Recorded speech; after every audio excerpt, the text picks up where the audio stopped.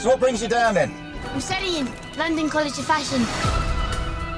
Hi there, I'm Edgar Wright, the director and co-writer of Last Night in Soho. And I'm Krysty Wilson-Cairns, the co-writer of Last Night in Soho. And we are standing in London, Soho, and we would like to take you around some of the locations from the film. Behind us is currently a construction site, but we made this into one of the clubs in the movie, the Rialto.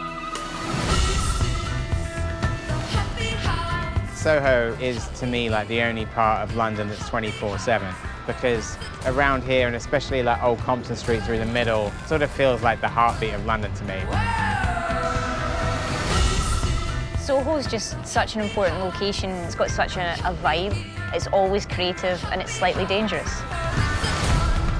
We are here in the heart of Soho, which is Frith Street. There's like 3 streets next to each other. I remember it DFG, Dean, Frith, Greek. We made it into 60s Soho. It's a shot that I can't quite believe that we pulled off. We had Matt Smith and Anya Taylor-Joy driving up Frith Street and turning this corner down Bateman Street, and our amazing production designer Marcus Rowlands like dressed all of this street as the 60s, and I'm very proud of the shot. So we're standing outside the real Café de Paris, which was established in 1924. We shot just around the corner and recreated the 60s entrance and the marquee of what was the cinema there. Inside, we decided that we were going to rebuild the Café de Paris on the stage, because in the first 60s sequence in the movie, there are tons of very complicated camera moves that would have been really difficult to do in the real location.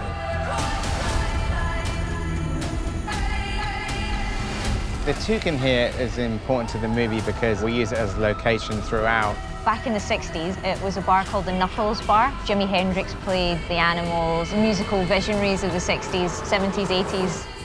And then around about the early 90s, it became the bar you see behind us.